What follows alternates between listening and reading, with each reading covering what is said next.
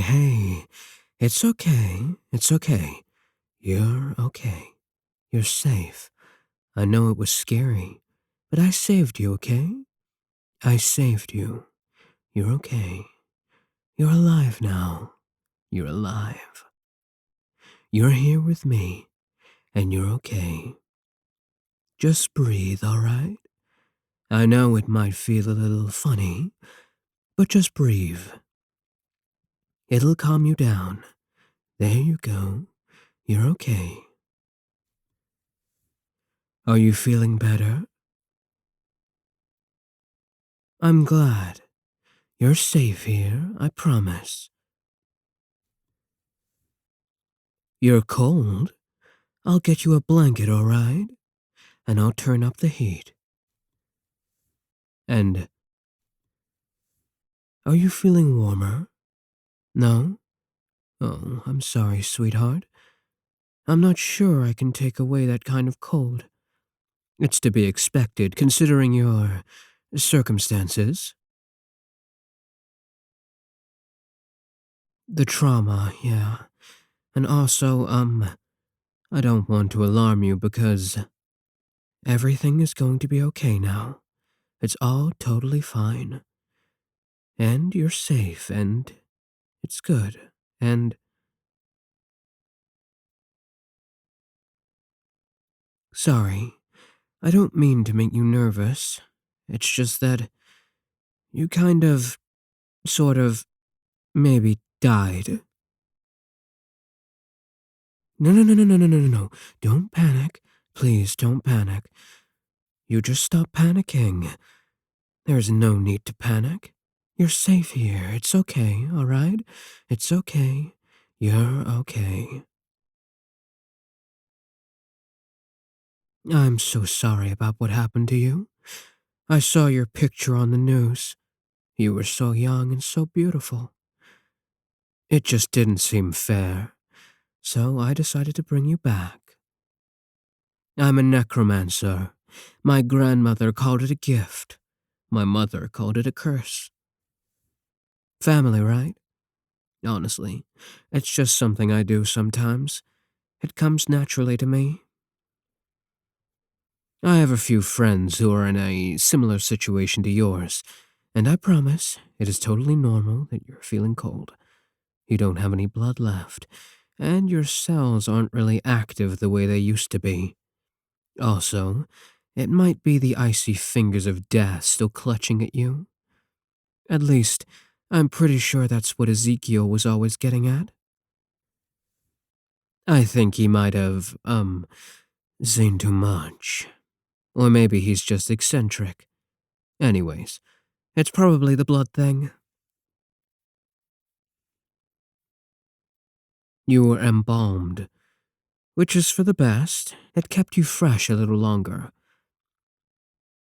And it did take a couple of weeks to find you and dig you up.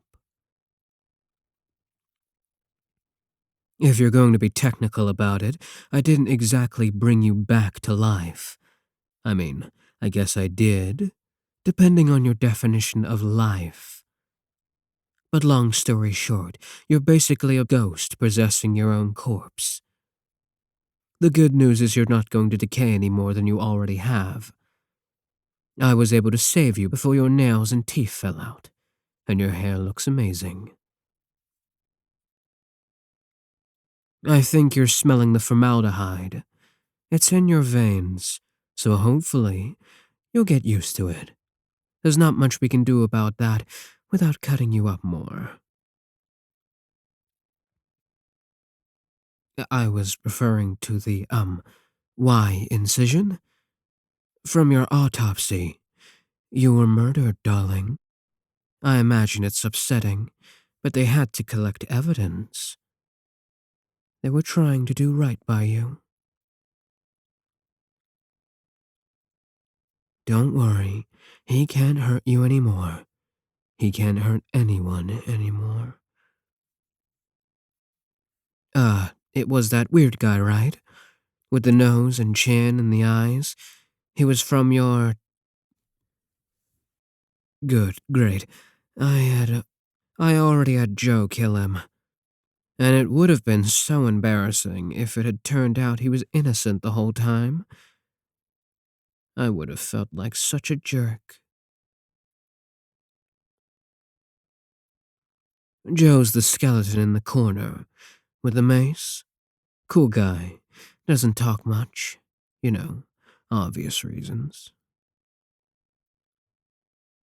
I mean, you can buy him a drink if you want, but he's not exactly a drinker, since he doesn't have a stomach or bladder or whatever. The liquid just kind of falls right through. Maybe you could play cards with him. Fair warning, he cheats. But I guess we can let him get away with it once or twice, since he helped avenge you and everything. Try not to pick at your stitches like that, okay? You're not ugly. Scars make us who we are, right? I mean, it's not technically a scar, since you can't really heal. But hey, just because you can't heal physically doesn't mean you can't heal your heart and your mind. At least I hope you can. Undead psychiatry is sort of in its infancy. Okay, fine. If we're gonna nitpick the metaphor, it hasn't been born yet, but I'm sure it will any day now. Look, I know this is a lot to take in, but this is your second chance. This is a miracle. You were dead and now you're alive. Sure, you're a little purplish and bloated, and I'm the only person who could ever love you, but that's okay, because I do love you. I know your heart is partially liquefied by now, so let's share mine. What's the rotting garbage smell? You kind of answered your own question. It's because you've been rotting. But you're not rotting anymore, so you can probably wash that off. The shower's right down the hall. I got some of your old clothes from you, including the comfy ones. I had to do a little breaking and entering, but I mean, I literally just went grave robbing, so no big deal. Just relax, take a hot shower, and please, please, please be gentle with yourself. I know you're used to knocking yourself around a bit, but your body could handle that before. But now you're very delicate, and that's alright. I'll take care of you. Just take care of yourself too, okay?